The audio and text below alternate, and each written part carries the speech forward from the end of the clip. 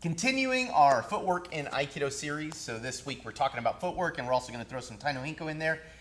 It's important to understand where your weight should be placed when you're moving your body around. So when you're doing any kind of Ashi sabaki, you need to understand where your weight should be placed.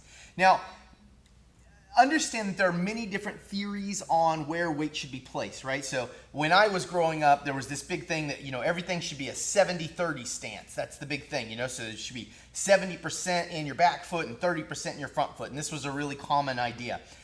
There is no absolute standard for where your weight should be placed, but by placing your weight in different positions, it will enable different things. So understanding the details of where you should be placing your weight is really, really important and will make a lot of difference in your footwork. When I first started learning Aikido, I remember my teacher talking about a 50-50 stance, putting half your weight in each foot, and that was the perfect position because that meant that you could equally move right or left at any moment.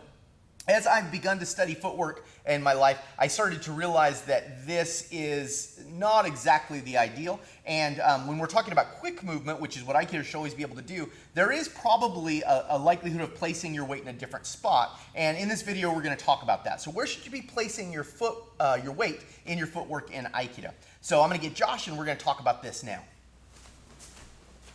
All right, so we're going to talk now about where you should be keeping your weight in your stance. So in your stance, whether you want to call it a roppo no kamae or a hanmi, whichever, how do you keep your weight? So Josh generally is going to want to keep his weight forward.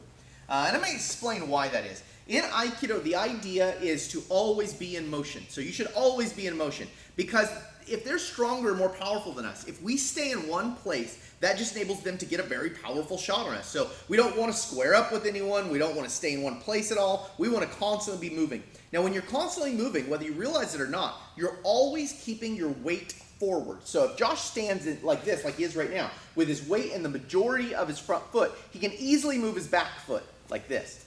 Now, that's the way that regular walking steps look, right? So if I get Josh to come kind of over here just to the side and just walk through the frame for everybody so they can see. Now, when you watch him walking, every single time he's shifting his weight to the front, keeping it in front, and then taking the next step. Now, notice if he were to do that and shift his weight back in between, this would be a really weird way to walk.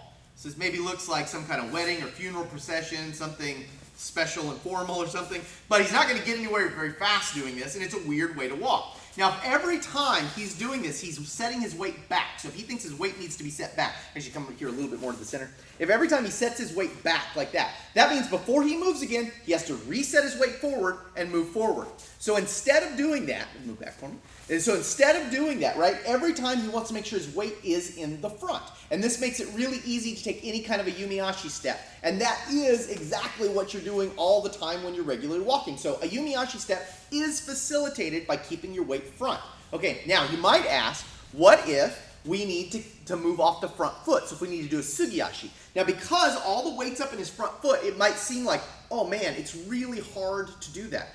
But what Josh does is really simple. Instead of trying to push off his back foot, he picks his front foot up. When he picks his front foot up, he'll be springing forward like that, right? And then he can time that with his back foot. So his sugiashi step should be done by simply picking up the front foot and letting him spring across. So by moving like this, he's getting the most efficient movement for either sugiashi or a yumiashi. Sugiashi and yumiashi being our two main ways we move, he has to always be able to go into either one of those movements. Now, what if he has to do a tenkan from this? Well, if he wants to do a tenkan, all he's got to do is pick up his front foot, turn it, and spin around. Now, notice when Josh is doing that, he's pretty much resetting the weight to the center every single time. So if he does a tenkan, that weight's right in the center again, right? So that weight never moves off of this middle pillar.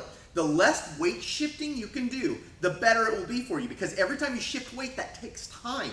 So you want to get used to moving from the front foot constantly. So you're always setting the weight to the front foot. How much weight?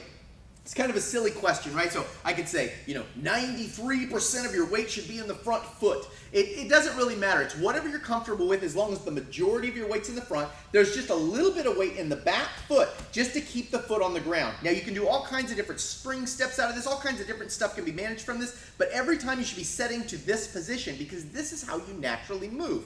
Everything else should be modified around this basic idea. So your roppo no kamae should be from this position with the majority of the weight forward, and that will enable all of our basic footwork patterns that we do in Aikido. I'm Christopher Hine. Thanks for watching. We'll see you next time.